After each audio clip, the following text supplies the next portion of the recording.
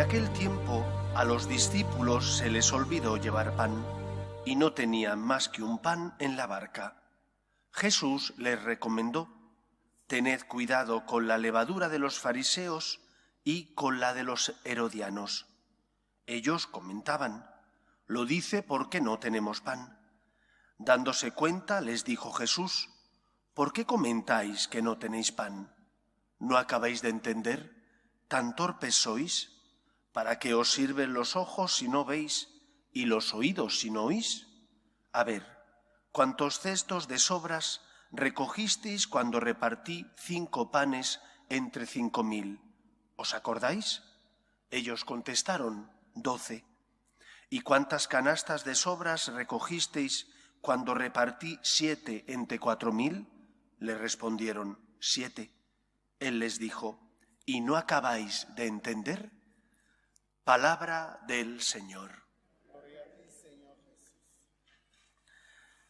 Esta comparación que hace Cristo con sus discípulos y dos grupos distintos y antagónicos aparentemente de personas, los fariseos y los que siguen a Herodes, nos habla en primer lugar de la falta de la fe. ¿Qué tenían en común ambos grupos? Por una parte, los fariseos eran cumplidores estrictos de la fe y de las normas de la moral judía, lo que se conoce como Torá. ¿Qué tenía este grupo en común con lo de los herodianos, que eran los seguidores de un rey, el tetrarca de Judea, y que no creía en Dios? Y si creía en Dios, eso no le importaba ni le impedía pactar con los que no tenían fe, con el imperio opresor que era el imperio romano, y por lo tanto comportarse como una persona sin escrúpulos.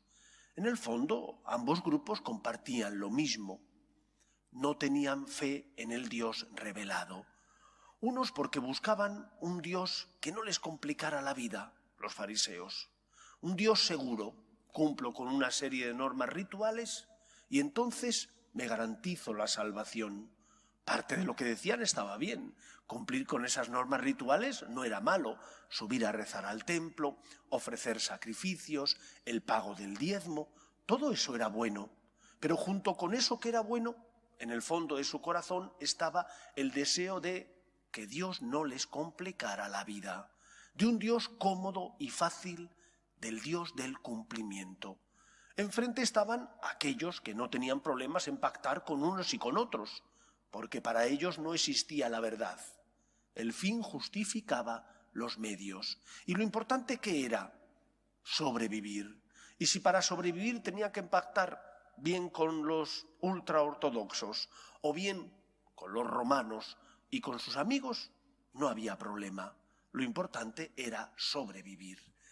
En el fondo, ambos adolecen de una falta de confianza en el Dios revelado que envía a su Hijo al mundo para salvarnos. Y esa es la pregunta.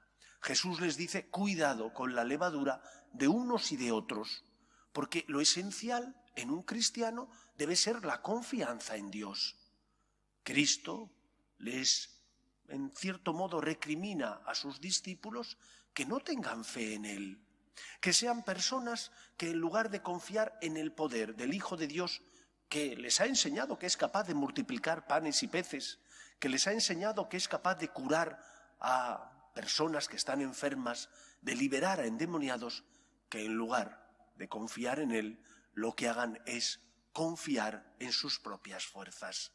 Preguntémonos nosotros, ¿y nosotros en qué lugar estamos?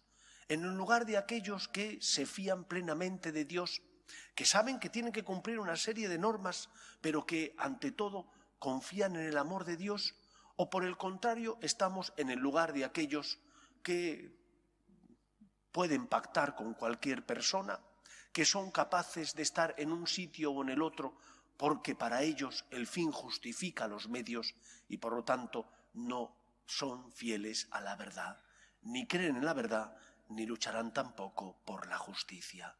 Nosotros debemos amar a Dios por encima de todo. Y lo importante no es ni el cumplimiento ritual de unas normas que nos conceda la justificación, ni tampoco sobrevivir pactando con unos o con otros. Nosotros tenemos fe en Dios el Todopoderoso, el Dios revelado, y por lo tanto tenemos que ponerle a Él en el primer lugar de nuestro corazón. Y cuando no comprendamos los planes de Dios, fiarnos de Él, porque es un Dios que nos ama, porque es un Dios que nos quiere.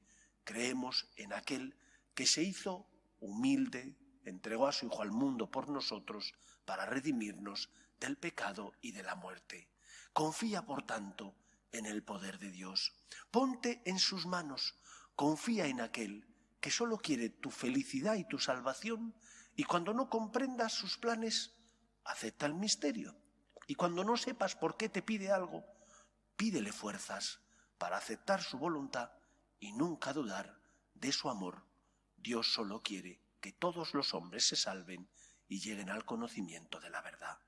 En el fondo, el Señor lo único que espera de nosotros es confianza, fe, es decir, que te fíes de Él y que pongas tu vida en sus manos.